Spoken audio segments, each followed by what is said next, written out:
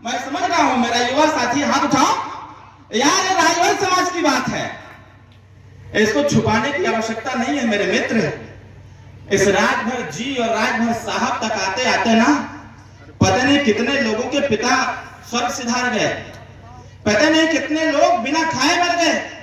इस राजभर जी राजभर साहब तक आने आते आते पता नहीं कितने लोग दुर्घटना में मर गए, कितने लोग दवाई के अभाव में मर गए। लेकिन आज ये जो प्लेट पर राजभर जी और पीठ पर और सीने पर राजभर जी राजभर साहब लिख करके जो टहलने का काम कर रहे हैं, ये सभी समाज की देन है साथियों। क्या सम्मान से कहा जाता है कि राजभर जी लोग हैं।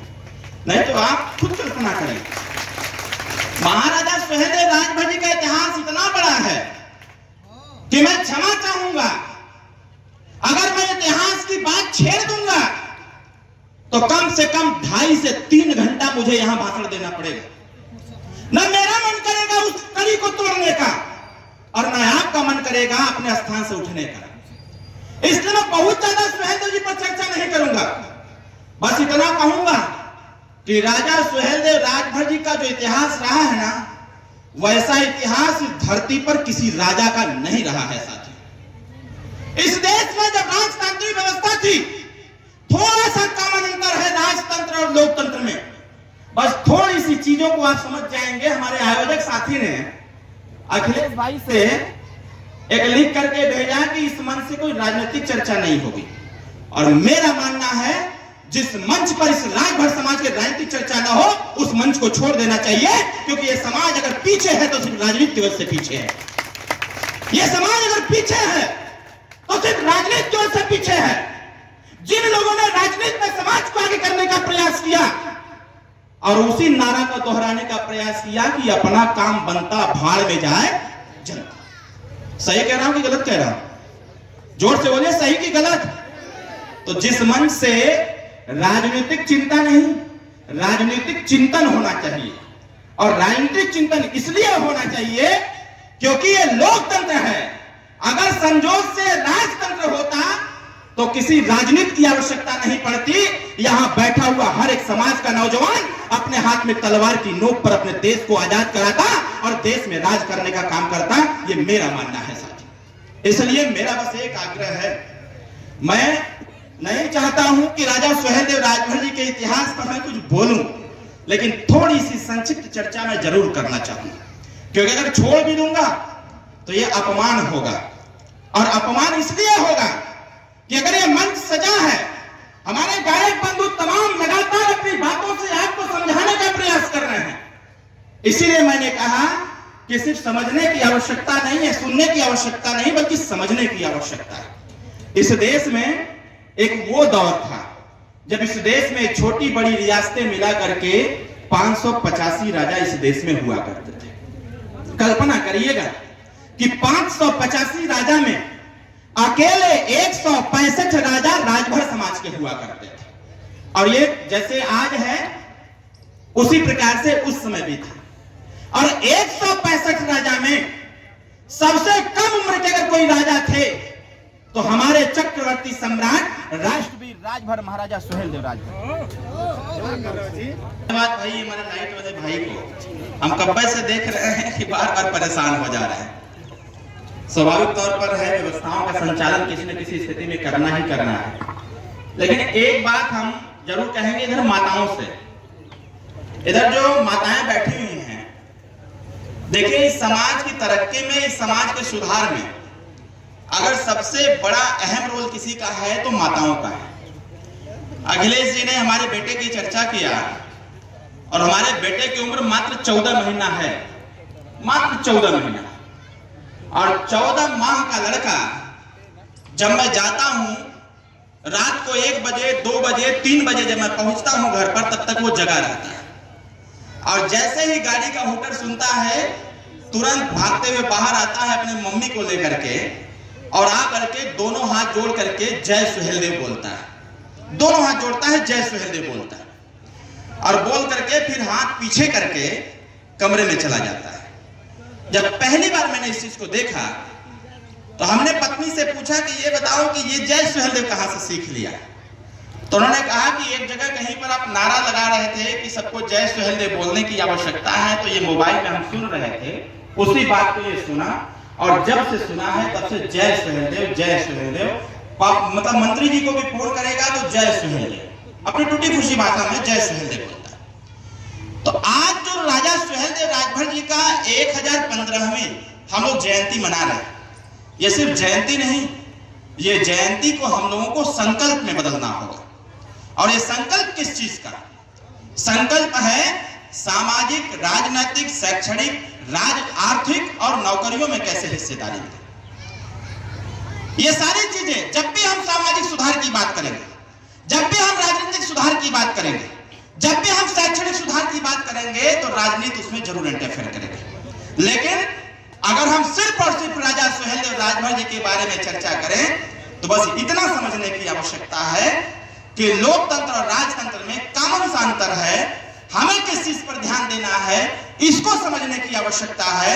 जब इस देश में राजतंत्र था तो उस समय 585 राजा हुआ करते थे और 585 राजा में 165 राजा राजभर समाज के हुआ करते थे। और इधर जब लोकतंत्र हुआ, वोट देने का अधिकार दे दिया गया, तो इसमें 545 मेंबर ऑफ पार्लियामेंट, 545 सांसद। आप कल्पना करिएगा अपने हृदय पर हाथ रख करके कि जब राजतंत्र था, जब तलवार की नोक पर राजा बना करते थे, तो 585 राजा में 165 राजा राजभर, और जब यहां वोट के दम पर राजा बनने का अधिकार दे दिया गया तो 545 मेंबर ऑफ पार्लियामेंट में कितने सांसद हैं, जरा आप बताने का काम करेंगे। एक भी सांसद नहीं है। बस यही कॉमन सा अंतर है कि उस समय तलवार की नोक पर राजा बना करते थे और इस समय इस अंगुली की नोक से इस देश का राजा बना जा सकता है। साथियों, हम राजा क्यों नहीं बन पा रहे हैं? इसके पीछे सबसे बड़ा कारण बस यही है कि हम जब जब एकत्रित होते हैं, इकट्ठा होते हैं, तो कालिनेमी और भस्मासुर जैसे लोग अवतार लेते हैं और समाज को ही विखंडित करने का प्रयास करते हैं और समाज की जागरूकता को खत्म करने का प्रयास करते हैं। हमारे लोग, अगर हम थोड़ा सा आपका ध्यान आज के 25 से 30 साल पहले लेकर के जाएं, पहले जब हम लोग बोलते थे कि हम लोग राजा खानदान से, तो लोग कहते थे कि कौन राजा रहना। जब बताते थे कि ये सुहेलदेव राजभर, तो लोग कहते थे कौन सुहेलदेव का कौन रहे भाई। आप क्या सोचिएगा, आप जब कहते थे कि हम लोग सुहेलदेव राजभर जी के वंशज हैं, तो लोग कहते सुहेलदेव कहां से आ गए। मतलब देश के स्कूलों में, इतिहास में सबको पढ़ाया जाता है, लेकिन राजा सुहेलदेव राजभर जी की चर्चा नहीं होती। अरे जब देश के विद्यालयों में हमारे इतिहास की चर्चा ही नहीं होगी तो इस समाज को कौन जानेगा कि यह समाज इस देश में ऐसा लड़ाकू जाति है जिसको आज तक कोई धरती पर परास्त नहीं कर पाए। इस देश में विदेशी आक्रांता प्रवेश किया। राजा सुहेलदेव राजभर जी 18 साल की अवस्था में राजा बने और 22 साल की अवस्था में विदेशी आक्रांता से घनघोर महायुद्ध लड़े। 22.5 दिन का घनघोर महायुद्ध। कक्षा 7 की किताब में, हमारे कुछ युवा साथी यहां पर दिख रहे हैं, कक्षा 6 या 7 की किताब में आपने कहानी पढ़ा था। हमको लगता है कि एक हिंदी की किताब थी, उसमें कहानी थी कि एक राजा था, एक राजा एक विदेशी आक्रांता से युद्ध कर रहा था। उसमें सुहेलदेव जी की चर्चा नहीं थी। एक राजा था, युद्ध किया, युद्ध में जब उस राजा से वो विदेशी आक्रांता परास्त होने लगा तो मैदान छोड़ के भागा और भागते भागते एक नदी के किनारे जाकर के गुफा में छिप गया। जब गुफा में वो छिप गया, राजा उसका पीछा करते करते उस गुफा के पास गया। जब गुफा के पास जाता है तो देखता है कि वो जो विदेशी आक्रांता था वो कहीं दिख नहीं रहा है। राजा का ध्यान उस गुफा की तरफ जाता है। राजा सोचता है कि शायद इसी गुफा में गया होगा। जब वो राजा उस गुफा में जाने का प्रयास करता है तो उस गुफा के मुख्य द्वार पर मकड़ी जाला लगा देती है। जैसे ही मकड़ी जाला लगाया वो देखता है, वो राजा कुछ दूर आके फिर खड़ा होता है। वो कहता है कि इधर सब जल ही जल है, आखिर ये गया कहां। तब तक उस राजा का ध्यान जाता है एक पेड़ पर। उस पेड़ पर बैठा हुआ गिरगिट बार बार अपने गर्दन को ऊपर नीचे करके संकेत दे रहा था कि तुम्हारा दुश्मन इसी गुफा के अंदर है, लेकिन राजा को समझ में नहीं आ रहा था। राजा बार बार इशारा कर रहा था कि मैं करूं क्या, तब तक उस राजा का घोड़ा अगला दोनों पैर उठा के जमीन पर मारता है और फिर राजा का ध्यान गिरगिट पर जाता है। जब गिरगिट फिर इशारा करता है वो इसी में है, राजा वो तीर निकालता है और धनुष पर लगाता है और मंत्र उच्चारण करते हुए जब वो तीर मारता है, वो तीर सीधे गुफा में जाता है, उसके सीने को चीरता है और वो विदेशी आक्रांता जो उस गुफा के अंदर छुपा था वो दोनों हाथ उठा के बाहर आता है। राजा अपने म्यान से तलवार निकालता है और उस विदेशी आक्रांता को बीचों बीच चीर करके नदी में फेंक देता है और एक कुंड में फेंक देता है। ऐसा कक्षा 7 की किताब में हमने पढ़ा था। जब मैं ग्रेजुएशन कर रहा था तो ग्रेजुएशन में मेरा सब्जेक्ट इंग्लिश था। जब हमने इंग्लिश की एक किताब हमारे पास थी, सब्जेक्ट में ही था, उसका नाम था आर्म्स ऑफ द मैन। जब मैंने आर्म्स ऑफ द मैन मैंने पूरी किताब पढ़ी और पढ़ने के बाद जब राजभर सम्राट किताब को मैंने पढ़ा और जब हमने शिव प्रसाद राजभर जी की किताब को पढ़ा, जब जितने हमको इतिहास की किताबें मिलती गई, जब उसको हमने पढ़ा तो फिर मैंने मंत्री जी से कहा कि मेरे ग्रेजुएशन की किताब में, ग्रेजुएशन के सिलेबस में एक आर्म्स ऑफ द मैन एक किताब है, वो सीधे सीधे राजा सुहेलदेव जी के नाम पर है। उसमें सुहेलदेव जी की चर्चा नहीं थी, उसमें बस एक किंग की चर्चा थी, एक राजा था। मैं बस इतना कहना चाहता हूं साथियों, सबका इतिहास लिखा गया लेकिन राजा सुहेलदेव राजभर जी का इतिहास क्यों नहीं लिखा गया? यह इतिहास इसलिए नहीं लिखा गया क्योंकि उस समय ऐसा घनघोर महायुद्ध हुआ था जिसको देख करके पूरी दुनिया के लोग दहल गए थे और 157 साल तक इस धरती पर नागवंशी राजभर साम्राज्य हुआ करता था साथियों, 157 साल तक। और हम लोग परास्त कहीं दूसरे से थोड़ी हुए, किसी विदेशी की हैसियत थी कि हमको परास्त कर दे। हम तब तक परास्त हुए जब जब इसी देश के राजाओं ने हमारे साथ छल किया, हमारे साथ धोखा किया, तभी हम परास्त हुए। मैं इस ऐतिहासिक दृष्टिकोण को मैं सिद्ध करना चाहता हूं। उस समय एक राजा सुहेलदेव राजभर जिन्होंने पूरी दुनिया को बता दिया था कि जब तक इस धरती पर नागवंशी राजभरों का साम्राज्य रहेगा तब तक भारत देश को कोई गुलाम नहीं बना सकता है साथियों। उसी प्रकार से अगर लोकतंत्र में देखा जाए तो इकलौती ऐसी पार्टी सुहेलदेव भारतीय समाज पार्टी है साथियों। अगर उस समय राजा सुहेलदेव राजभर जी ने पूरी दुनिया को अपनी ताकत का एहसास कराया था, समस्त देश के राजाओं को अपनी ताकत का एहसास कराया था, तो 2019 के चुनाव में ओम प्रकाश राजभर ने पूरी सरकार को हिलाकर रख दिया था और पूरी सरकार को अपनी ताकत का एहसास करने का प्रयास कराया। मैं इस बात को इसलिए नहीं कह रहा कि ओम प्रकाश राजभर हमारा पिता है, मैं इसलिए कह रहा हूं कि अगर समय समय को दोहराता है तो फिर इतिहास भी इतिहास को दोहराएगा और वो इतिहास दोहराने का काम हो रहा है साथियों। जिस राजा को लोग सुहेलदेव कह के बोलते थे, उसी राजा को देश के माननीय प्रधानमंत्री अयोध्या से आकर के एक बात कहने का प्रयास करते हैं, यह देश तब तक विकसित नहीं होगा, यह देश तब तक विकासशील नहीं होगा जब तक राजा सुहेलदेव राजभर जी के आदर्शों पर देश नहीं चलेगा, तब तक देश आगे बढ़ने वाला नहीं है। आप कल्पना करो कि सुहेलदेवा कहते कहते लोग राजा सुहेलदेव की भूमिका में आ गए और भरवा कहते कहते लोग राजभर जी और राजभर साहब पर आकर खड़े हो गए साथियों। ये संघर्षों की देन है। मैं किसी के ऊपर टिप्पणी नहीं करना चाहता, वो चाहे जिस भी दल का नेता हो।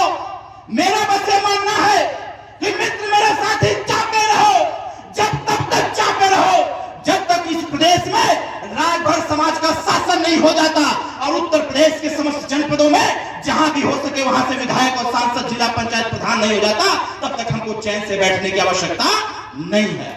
आज ये संकल्प लेने की आवश्यकता है। हम इतिहास बताएंगे, बताते चले जाएंगे, लेकिन इसको समझेगा कौन? अगर इसको हम किताब की भाषा में रखें तो पढ़ेगा कौन? और जब पढ़ेगा नहीं तो फिर जानेगा कैसे? इसलिए बार बार कहा जाता है, अगर एक गायक ने गाना गाया था कि आधी रोटी खाएंगे, मीनाक्षी कहा था ना कि आधी रोटी खाएंगे, जब मैं चुनाव लड़ रहा था तो गाना गा दिया था कि आधी रोटी खाएंगे अरविंद भैया को जिताएंगे। हमारे दिमाग में चढ़ गया कि जिताना हारना लगा रहेगा, लेकिन आधी रोटी खाएंगे और गार्जियन को बताएंगे कि आधी रोटी खाएंगे और अपने बच्चे और बच्ची को हम जरूर पढ़ाएंगे ताकि हमारे समाज का कल्याण हो, समाज आगे बढ़े और पढ़ने लिखने में कोई समस्या आएगी तो देश और प्रदेश की सरकार से हम भिड़ जाएंगे और भिड़ करके गरीब बच्चों के लिए निःशुल्क व्यवस्था करने का काम करेंगे। साथियों, हम लोगों को आज इस बात को सोचने की आवश्यकता है। हम हैं कौन? हम लोग इस लोकतंत्र में आजादी के 77 साल बीतने के बाद 1952 से लगातार वोट दिया जा रहा है। राजनीति में विरोधाभास होता रहता है, आरोप प्रत्यारोप लगते रहते हैं। अरे होने भी चाहिए। हमारी क्या कमियां हैं हमारा दोस्त नहीं बताएगा, हमारे अंदर जो कमियां हैं हमारा दुश्मन ही बताएगा, हमारा विरोधी ही बताएगा। तो हम लोग अपने विरोधी को पूरा सम्मान देते हैं। सम्मान इसलिए देते हैं कि हमारे अंदर जो कमी होगा उसको हमारा विरोधी बताएगा, तो उसको हम दूर करके और समाज को आगे बढ़ाने में एक कदम और आगे निकल जाएंगे, ताकि समाज हमारा आगे बढ़ता है। साथियों, हम सबको एक बात ध्यान रखने की आवश्यकता है। 10 जून 1034 विजय दिवस का दिन था। आने वाले समयों में 10 जून को विजय दिवस मनाया जाएगा। मुझे खुशी इस बात की, 14 तारीख को अंतिम संबोधन मेरा रात को 3:30 बजे हुआ था। उस दिन हमारे 29 कार्यक्रम लगे थे। गाजीपुर, मऊ, बलिया, आजमगढ़ मिला करके 29 राजा सुहेलदेव राजभर की जयंती के कार्यक्रम लगे थे। और मुझे खुशी तब होने लगी जब इसी मऊ जनपद के एक गांव में रात को हमने 1:30 बजे भाषण दिया, और फिर उसका जब अगला कार्यक्रम में गया तो 2 बजे भाषण दिया, फिर 3 बजे भाषण दिया, फिर 3:30 बजे भोर में भाषण दिया, और समस्त कार्यक्रमों में पूरी जनता उसी प्रकार से बैठी रही। अपने भाषण के बाद जब हमने पूछा कि इतनी रात हो गई है, आपके समस्त गांव के लोग सो गए हैं और आप लोग यहाँ बैठे हुए हैं, कहें कि सर हम लोग अब तक सोए थे तो कुछ हासिल नहीं हुआ, जब आज जागे हुए हैं तो हमको हमारा इतिहास पता चल रहा है। जब इतिहास पता चल गया तो हमारा हिस्सा भी हमको मिल जाएगा। इसी चीज की कमी थी कि हम जाग नहीं रहे थे, हम बार बार सो जा रहे थे, लोगों के द्वारा सुला दिए जा रहे थे, इसलिए हमको हमारा हिस्सा नहीं मिल पा रहा। साथियों, आज हम सभी लोगों को इस बात पर जोर देने की आवश्यकता है। यह लड़ाई अकेले अरविंद राजभर के बस की बात नहीं है। यह लड़ाई अकेले नेताजी के बस की बात नहीं है। इस लड़ाई में हम सबको एक साथ रहने की आवश्यकता है। सबका अलग अलग काम है। सब लोग अपने अपनी भूमिका में अपने अपने बुद्धि विवेक से, अपने अपने सोच से और अपने अपने मेहनत से इस समाज को आगे ले जाने का निरंतर प्रयास कर रहे हैं। मैं उन सभी लोगों को धन्यवाद देता हूं कि आप सभी लोगों का यह जो सफल संघर्ष है आने वाले समयों में फिर से एक नया इतिहास लिखेगा। और जब इतिहास लिखा जाएगा किसी इतिहासकार के द्वारा, तो जरूर बताएगा जिस प्रकार से भगवान राम का इतिहास लिखा गया तो उसमें गिलहरी का उल्लेख हुआ था, उसी प्रकार से इस समाज को आगे बढ़ाने में राजभर समाज के अलावा जो भी समाज के लोग इस समाज को आगे बढ़ाने का प्रयास कर रहे हैं, राजभर के इतिहास में ऐसे समाज की चर्चा जरूर होगी कि कंधा से कंधा मिला करके ये समाज आगे बढ़ने का प्रयास कर रहा है। साथियों, मैं फिर से सभी लोगों को धन्यवाद ज्ञापित करता हूँ। आज मेरे पास समय बहुत कम है, क्योंकि आज हमारे 4 कार्यक्रम सुहेलदेव जयंती के ही लगे हुए हैं और 8 बजे हमको माननीय मुख्यमंत्री जी से भी मिलना है। अभी कल मैं यही मऊ में कार्यक्रम किया और करके भाग के गया। फेसबुक पर आप देखे होंगे, टीवी में देख रहे होंगे कि कल माननीय मुख्यमंत्री जी से मिला, फिर उप मुख्यमंत्री जी से मिला और फिर उसका सुबह 5 बजे चला, कार्यालय 11 बजे पहुंचा और फिर सीधे आपके बीच में। साथियों, कल का आश्चर्य मानेंगे आप लोग, कल क्या परसों का हम खाना नहीं खाए। परसों का मैं खाना नहीं खाया हूं और मैं अभी अपने अध्यक्ष जी को बता रहा था, समय नहीं बचता हम लोगों के पास। रात को 2:30 बजे घर पहुंचा और 2:30 बजे घर पहुंचने के बाद मैं थक गया था, सो गया। खाना सामने रखा था, मैंने कहा नहीं खाना मुझे। और फिर सुबह 5 बजे साहब का फोन आया कि हम निकल लिए हैं, जिस अवस्था में थे उसी प्रकार से लोअर टी शर्ट पहन के निकल लिए। फिर आए वहां कार्यालय पर बहुत सारे भीड़ इकट्ठा थी अपनी अपनी समस्याओं को लेकर के। मैं उसी प्रकार से सबकी समस्याओं को सुना, जिसको फोन करना था सबको फोन किया। नेताजी बिहार चले गए, फिर नहाया, कपड़ा पहना, 1 गिलास पानी पिया, फिर सीधे यहाँ आ गए। अभी मैं अगले कार्यक्रम में था, हमारे अध्यक्ष जी ने कहा कि भैया खाना खाना है। हमने कहा पहले यहाँ का कार्यक्रम निपटा लेते हैं, फिर खाना खाएंगे।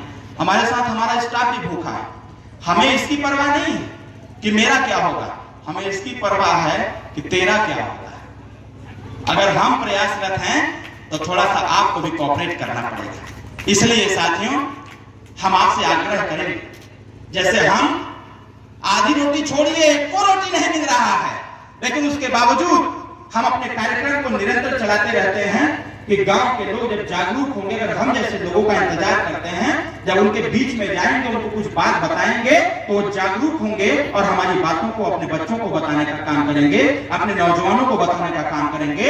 हमारा काम हल्का हो जाएगा और एक जगह बता के फिर दूसरी जगह चले जाएंगे। साथियों, हमको आपको एक बात और समझने की आवश्यकता है। अभी मैं जब इस गाड़ी से उतरा, मैं आया वहां पर गया तो हमारे तमाम नौजवान साथियों ने हाथ मिलाते हुए कहा, भैया प्रणाम, भैया नमस्ते। हम सुनने नहीं किए। 2-3 लड़के हमारे तक देख रहे थे कि आखिर भैया भाव काहे ना देते। ये लड़के सब थे, ये कहे कि भैया बोलत काहे नहीं था। हम जानबूझ के नहीं बोल रहे थे। जब तक आप हमसे नमस्ते और प्रणाम करेंगे तब तक हम लिफ्टें नहीं देंगे, इसलिए हम आपको लिफ्ट देंगे तब, हम आपसे बात करेंगे तब जब आप नमस्ते प्रणाम छोड़ करके जय सुहेलदेव बोलेंगे, तब हम आपसे बात करेंगे, अन्यथा बात करने वाले नहीं। हम अपने बाप को बाप कहवे नहीं करेंगे तो फिर हमारे पिताजी की पहचान कैसे होगी भाई। हम आज तक नमस्ते प्रणाम गोड़ धरत हई, हई पकड़त हई, हऊ पकड़त हई करते करते स्थिति हो गई कि यादव को यादव जी कहा गया, पंडित को पंडित जी कहा गया, पटेल को पटेल जी कहा गया, मुसलमान को मुसलमान जी कहा गया, निषाद को निषाद जी कहा गया, ठाकुर को ठाकुर साहब कहा गया। और इस देश में जिसने लड़ाई लड़ा, जिसने 157 साल तक शासन किया, उसको जी को न कह करके उस समाज को, उस जाति को भरवा भरवा कहा गया। सही कह रहा हूं कि गलत? बोलिए सही कह रहा हूं गलत? आज के 10 साल 15 साल 20 साल पहले बाबूजी थोड़ा कल्पना करिएगा, बड़ा धूमधाम से अपने बेटा और बेटी की शादी आप लोग करते हैं। जब किसी बेटे की बारात जाती थी तो चालाक लोग पूछते थे कि का हो ही के कर बारात जाता, तो क्या कहते थे लोग? भरवन का बारात जाता। सहमत है ना मेरी बातों से? ये ना कहते थे कि भरवन का बारात जाता। मतलब किस देश में जिसने 157 साल तक शासन किया उसकी कोई पहचान नहीं, जिसने इस देश को सुरक्षित किया उसकी कोई पहचान नहीं, जिसने इस देश की मां बहनों की इज्जत को बचाया उसकी कोई पहचान नहीं, जिसने इस देश में पूरब से लेकर पश्चिम, उत्तर से लेकर दक्षिण तक अपना शासन चलाया उसकी कोई पहचान नहीं, और जिसने हमको धोखा दिया उसके आगे जी लग गया, और जिसने इस देश को सुरक्षित रखने का काम किया उसको राजभर से भरवा तक ले गए। दुख इसी बात का था कि जब तक राजभर जी, राजभर साहब तक नहीं ला देंगे तब तक चैन से बैठने वाले हम लोग नहीं। आप कल्पना करो भाई, जब आपका जाति सम्मान लोग देने से कतरा रहे हैं तो आपका आरक्षण कहां से देंगे? ये सामने जागो राजभर जागो का बोर्ड लगा हुआ है, मैं पूरा सम्मान करता हूं, मैं अपने बाइट में बोलता हूं इस चीज को, चापे रहो सब लोग, हम पूरा सम्मान करते हैं आप लोगों का, और आप लोग अपना काम करो, हम अपना काम करेंगे। बिना राजनीति के ये मंत्री, ये विधायक, ये सांसद, ये सरकार सुनने वाली नहीं है। कोर्ट तो सुनाती रही, 1 नहीं 2 नहीं 3 नहीं 4 आदेश जारी किया, लेकिन सरकार के कानों तले जू नहीं रेंग रहा। उसी सदन के अंदर ओम प्रकाश राजभर भी हैं, उसी सदन के अंदर और लोग भी हैं, चाप करके एक साथ आवाज लोग नहीं लगाते हैं। जो आपका जाति सम्मान नहीं दे सकता वो आपके बच्चों को नौकरी कहां से देगा? सबसे बड़ा प्रश्न इस बात का है साथियों, इसलिए हम सबको मिलकर लड़ने की आवश्यकता है। सबसे पहले सामाजिक सम्मान, उसके बाद राजनीतिक सम्मान, उसके बाद साथियों हमको नौकरियों में हिस्सेदारी कैसे नहीं मिलेगा? अगर सबको मिल सकती है तो राजभर को भी नौकरियों में आरक्षण मिलना चाहिए, और ये काम सभी लोगों का है, अकेले किसी व्यक्ति विशेष, किसी संगठन समूह पार्टी का नहीं है। इसलिए इस लड़ाई को सबको मिलकर लड़ने की आवश्यकता है। हाँ, मैं एक बात पर जरूर मैं कहूंगा, इस मन से मैं कह देना चाहता हूं, हम बार बार अपना जब भी माननीय मुख्यमंत्री जी से मिलते हैं, अभी एक पोस्ट मैंने भी आते आते डाला, कल मुख्यमंत्री जी से मिला था। कल हमारे एनडीए में हम सुभाषपा हैं, विधायकों को बुलाया गया था, मैं भी गया हुआ था। जब सारे विधायकों की बात हो गई कि राज्यसभा में वोटिंग करना है, हमने मंत्री जी से कहा कि आप लोग चलिए, मैं मुख्यमंत्री जी से मैं बात करूंगा। 7 मिनट हमने बात किया, और मैं इसलिए मैं गया था कि आज मुख्यमंत्री जी को इस बात के बारे में जरूर बताऊंगा कि ये राजभर जाति के आरक्षण को लेकर के समाज में बहुत आक्रोश है। ये बात हम सामूहिक तौर पर नहीं कह सकते थे। हमने मुख्यमंत्री जी से कहा कि सर, इस राजभर समाज के आरक्षण को लेकर के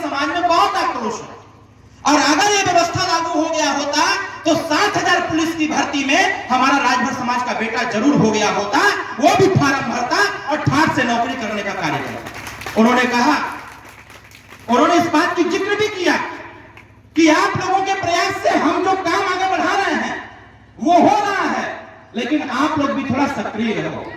मेरे मित्र, मैं साथियों कहना चाहता हूं इस बात, राजनीति तो आड़े हाथ आएगी जरूर। कोर्ट आदेश भेजे, लेकिन उसको सुनाएगा कौन? मुख्यमंत्री को बार बार मिलेगा कौन?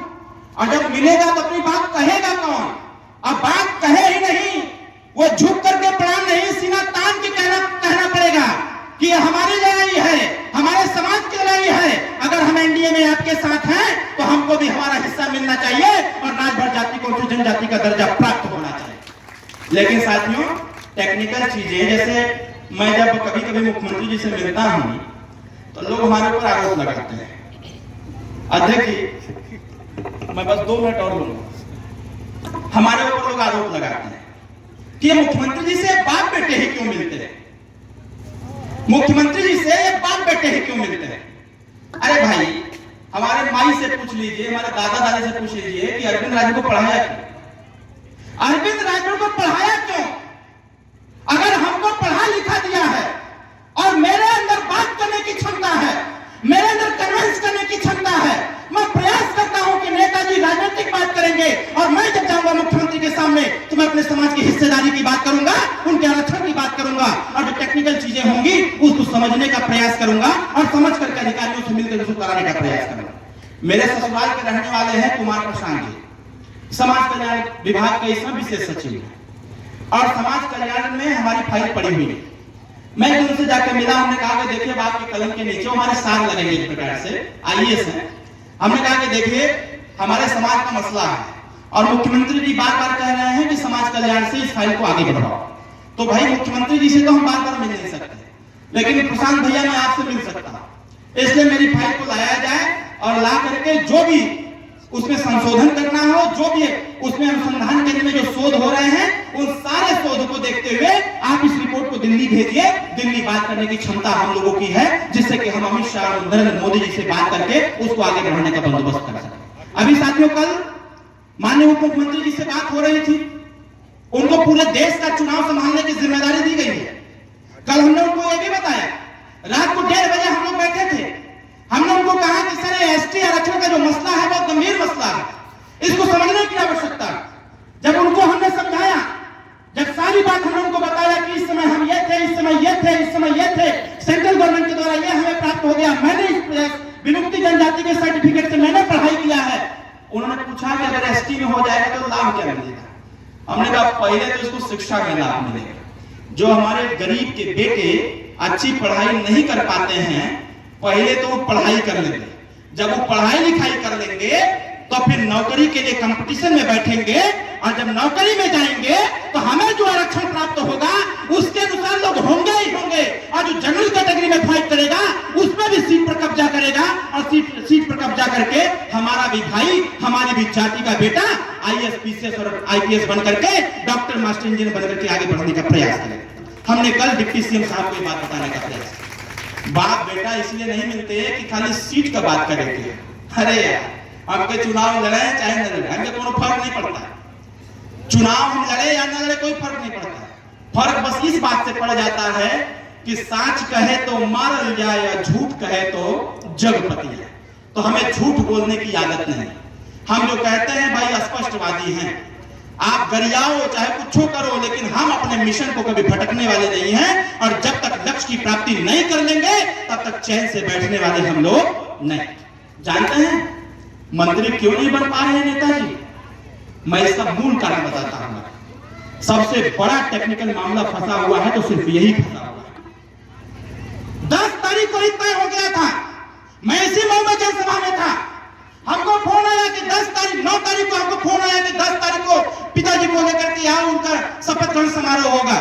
हमने तत्काल नेताजी से बात की, नहीं बाबू, शपथ ग्रहण तो तब तक नहीं होगा जब तक मेरे इस मसले पर सेंट्रल और स्टेट गवर्नमेंट सहमति नहीं देती, तब तक शपथ ग्रहण नहीं होगा। अब मीडिया कुछ कहे, विरोधी कुछ कहे, लेकिन हम अड़े हुए हैं जिस प्रकार से पिछली बार अड़ गए थे सामाजिक न्याय समिति को लेकर के और मंत्री पद से इस्तीफा दिया था, उसी प्रकार से इस बार अड़े हुए हैं कि या तो हमारे फाइल को दिल्ली भेजो, जब तक दिल्ली नहीं भेजेंगे तब तक हम शपथ लेने वाले नहीं। स्पष्ट रूप से हमारी बात है। इसलिए मैं इस मसले पर बहुत ज्यादा मैं नहीं चर्चा करना चाहता, लेकिन ये मसला बहुत गंभीर है। जो बातें अंदर होनी है वो बातें मन से नहीं कही जा सकती, लेकिन कहीं न कहीं हम सब के प्रयास से, सामाजिक संगठनों के प्रयास से, जो पत्राचार हुआ उसके प्रयास से, जो सर्वे हुआ 17 जनपदों का, सर्वे के बाद वो सारी फाइल सोच संस्थान में गई। सोच संस्थान से समाज कल्याण के पास है। मैं जिस दिन लखनऊ जाऊंगा कुमार प्रशांत से बैठ करके बात करूंगा, और कल भी मैंने मुख्यमंत्री जी से कहा कि सर इस रिपोर्ट को भारत सरकार को भेजने की आवश्यकता है, यहां से रिपोर्ट भारत सरकार को भेजिए, बाकी भारत सरकार से हम निपटने का काम करेंगे, उनसे कैसे बात करेंगे हम करने का काम करेंगे। एक पत्र आया है भारत सरकार की तरफ से हमारे पास, उस पत्र को हम सार्वजनिक नहीं करना चाहते। एक पत्र आया हुआ है आनंद फानन में। कल हमारे सानिक यादव जी भाषण दे रहे थे कि आनंद फानन में पैंट छोटा हो गया। उसी प्रकार से भारत सरकार ने आनंद फानन में 2009 का रिपोर्ट भेज दिया हमारे पास, 2009 में भेज दिया, और 2009 का आकलन वो 2024 में हमको देने का कार्य कर रहे हैं। अभी मैं गया हुआ था अमित शाह जी से मिलने, पूरी फाइल उनको मैंने दिया। हमने कहा सर एक पत्र आया हुआ है आपका, आप खुद ही पढ़ लेंगे तो आपको समझ में आ जाएगा कि हम लड़ाई क्या लड़ रहे हैं और भारत सरकार हमको भेज क्या रही है। जब बाबूजी को मैंने दिखाया तो बाबूजी कहे सबका दिमाग खराब होगा, कहे ऐसे बात नहीं बनेगी, हम लोग को चलना पड़ेगा। और जिस दिन प्रधानमंत्री जी से मुलाकात हुई उसी दिन इस मसले पर 90% समझौता होगा, और 90% समझौता के आधार पर जिस प्रकार से रोहिणी आयोग की बात उन्होंने किया है उसी प्रकार से एसटी आरक्षण की भी बात माननीय प्रधानमंत्री जी को करना। इसलिए साथियों मैं ज्यादा कुछ नहीं कहते हुए, हमारे गायक साथी हैं, कार्यक्रम अभी आगे बढ़ेगा।